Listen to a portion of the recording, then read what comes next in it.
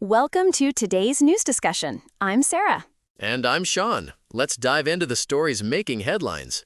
Southeast Water has announced a temporary hosepipe ban in parts of Sussex due to parched conditions across the UK. The ban is part of broader measures being taken by water companies to preserve supplies. That's quite a significant move. How widespread is this hosepipe ban expected to be? According to the reports, the ban initially applies to parts of Sussex, but Southeast Water has since extended it to cover all of its customers in Sussex, Surrey, Hampshire, and Berkshire. That's a substantial area. So it's not just Sussex anymore. That's a lot of people being affected. Do we know how many customers are impacted in total? The articles mention that the ban affects 2.4 million customers. That's a significant portion of the population in those regions. Wow, 2.4 million is a huge number. What are the specific restrictions people can expect under this hosepipe ban? Typically, hosepipe bans mean people can't use hosepipes for watering gardens, washing cars, or filling paddling pools. The exact restrictions might vary, but the general idea is to reduce non-essential water usage. That makes sense. It's interesting that the UK is experiencing such dry conditions that hosepipe bans are becoming necessary. Are there any indications of how long these bans might last?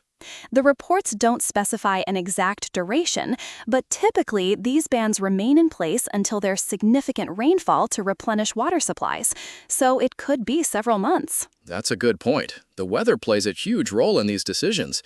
Moving on to another story, I understand India has approved its first dengue vaccine. Can you tell me more about that?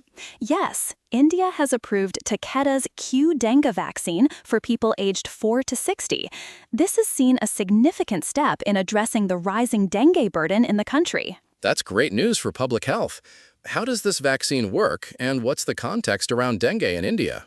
Dengue is a complicated disease because it exists in 4 different serotypes or strains. The vaccine is expected to offer protection against these various strains.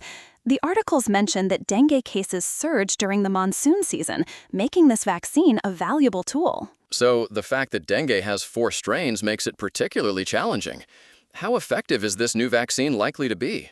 The reporting doesn't go into great detail about the efficacy rates, but it does indicate that the vaccine has been approved after presumably meeting certain safety and efficacy standards. That's reassuring. What about the distribution and administration of this vaccine? Are there any plans or logistics discussed in the articles? The articles don't provide specific details on the distribution plans, but they do mention that the approval is a crucial first step. The actual rollout would likely involve various public health strategies and infrastructure. It'll be interesting to see how this vaccine is implemented.